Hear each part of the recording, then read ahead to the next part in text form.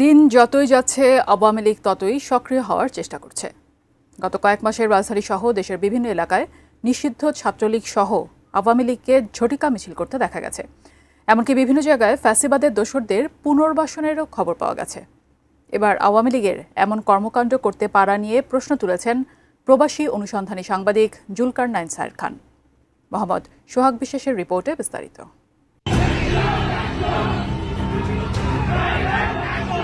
সম্প্রতি রাজধানীতে কয়েকটি ঝটিকা মিছিল করেছে আওয়ামী লীগ। এতে আওয়ামী লীগ সহ দলটির অঙ্গ সংগঠনের নেতাকর্মীরাও অংশ নিয়েছে।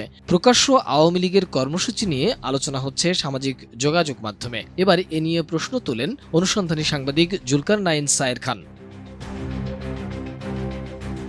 তিনি তার ভেরিফাইড ফেসবুক পেজে এ নিয়ে একটি পোস্ট দিয়েছেন।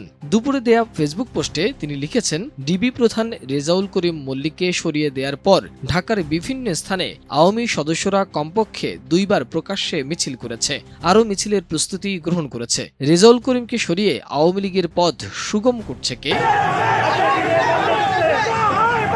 গত 13 এপ্রিল ঢাকা মহানগর পুলিশের গোয়েন্দা বিভাগের প্রধান পদ থেকে রেজাউল করিম মল্লিককে সরিয়ে দেওয়া হয়েছে। তবে সুনির্দিষ্ট কোনো কারণ উল্লেখ করেনি ডিএমপি। এরপর কাউকে ডিবি প্রধানও করা হয়নি।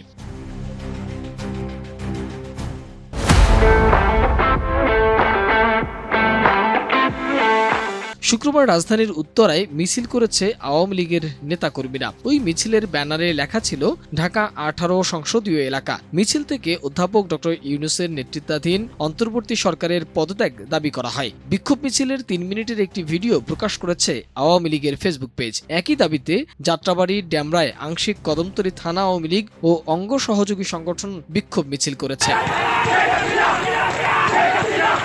এর আগে সাবেক পুলিশ প্রধান বেনজিরকে নিয়েও একটি পোস্ট করেছিলেন জুলকারনাইন। শেখ হাসিনা ও সাবেক সেনাপ্রধান আজিজ আহমেদকে নিয়ে আল জাজিরায় প্রকাশিত একটি অনুসন্ধানী প্রতিবেদন প্রকাশ করে বেশ প্রশংসিত হয়েছিলেন জুলকারনাইন। বিদেশে থেকেও জুলাই আন্দোলনে শিক্ষার্থীদের পক্ষে সক্রিয় ছিলেন তিনি। মোহাম্মদ সোহাগ বিশ্বাস, এটিএন নিউজ, ঢাকা।